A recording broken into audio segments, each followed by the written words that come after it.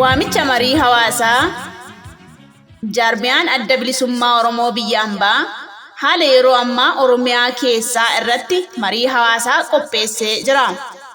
Addi bilisummaa Oromoo hammeenya qixa hin qabne diina isa weerareen uummata Oromoo irratti raawwatamaa jiru ilaalchisee muddee 6 bara 2022 ibsa baaseen uummata Oromoof waamicha gochuun ni yaadatama.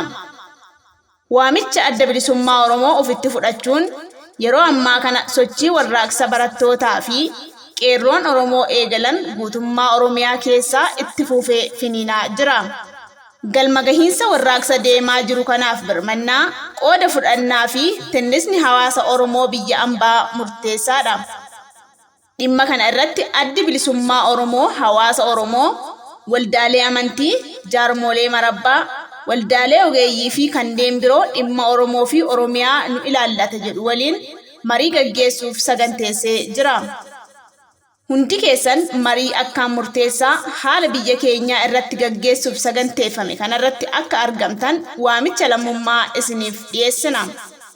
Mariin kunis karaa toora zuumii guyyaa Sanbataa muddee 17 bara 2022 waaree booda sa'aatii 4 akka diisiitti yookaan akka yeroo baha Afrikaatti walakkeessa halkanii eegala.